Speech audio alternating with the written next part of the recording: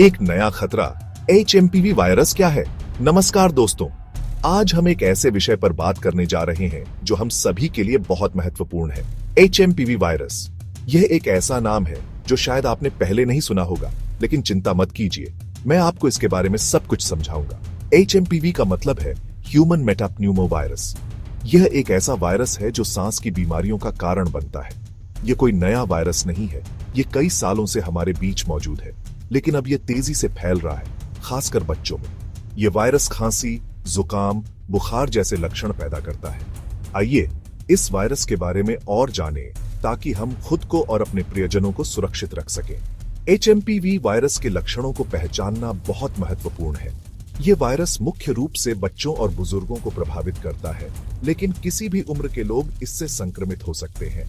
इसके लक्षणों में खांसी, जुकाम, बुखार, गले में खराश और सांस लेने में कठिनाई शामिल है।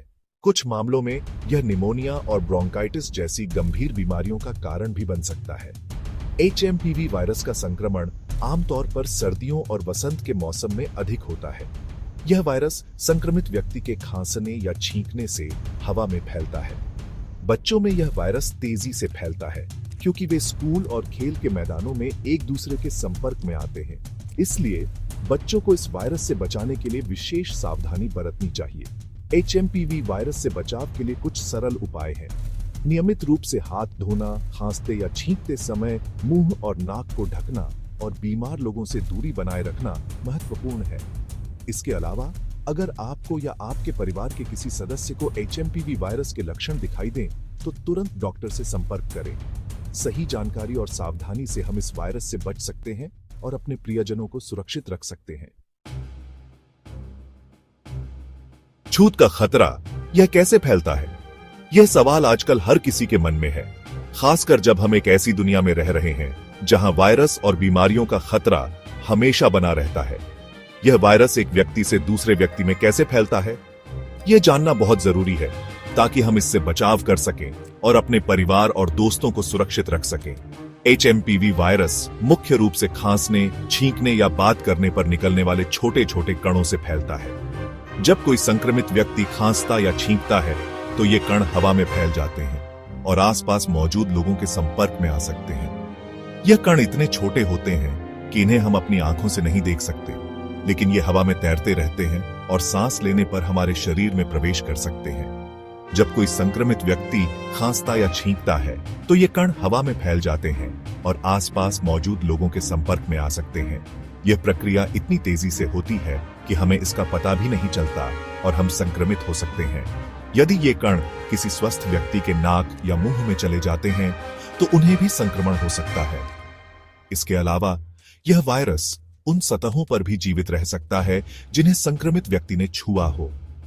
उदाहरण के लिए, यदि कोई संक्रमित व्यक्ति अपने हाथों से अपनी नाक या मुंह को छूता है और फिर किसी दरवाजे के हैंडल को छूता है, तो वायरस उस हैंडल पर रह सकता है। यह वायरस कई घंटों तक सतहों पर जीवित रह सकता है, जिससे संक्रमण का खतरा बढ़ जाता है।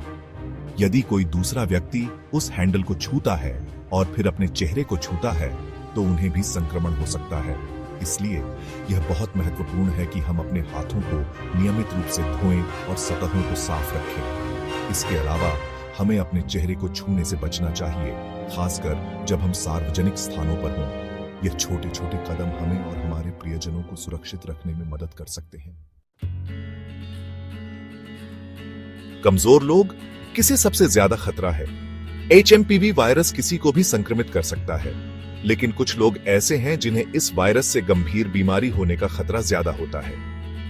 छोटे बच्चे, खासकर 1 साल से कम उम्र के बच्चे, इस वायरस के प्रति बहुत संवेदनशील होते हैं। बुजुर्ग लोग, जिनकी प्रतिरक्षा प्रणाली कमजोर होती है, उन्हें भी HMPV से गंभीर बीमारी होने का खतरा अधिक होता है।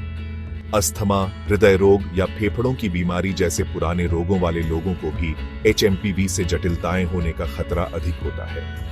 ऐसे लोगों को HMPV से बचाव के लिए अतिरिक्त सावधानी बरतने की जरूरत है। नए शोध से पता चला, भारत में नए प्रकार। हाल ही में हुए शोध से पता चला है कि HMPV वायरस लगातार बदल रहा है और इसके नए प्रकार सामने आ रहे हैं।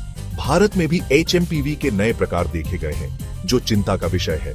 ये नए प्रकार पहले के मुकाबले ज्यादा संक्रामक हो सकते हैं और गंभीर बीमारी का कारण बन सकते हैं।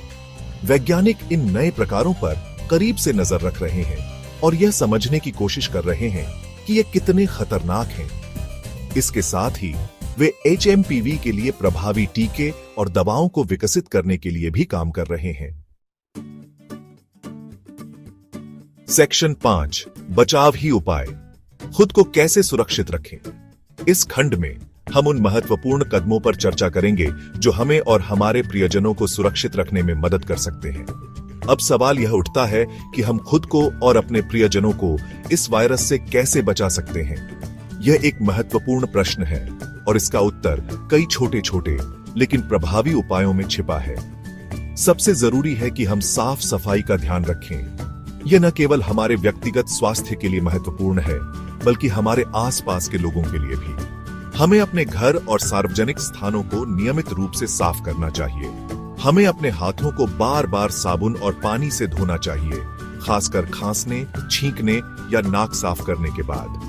हाथ धोने का सही तरीका अपनाना भी महत्वपूर्ण है, जिसमें कम से कम 20 सेकंड तक हाथों को रगड़ना शामिल है।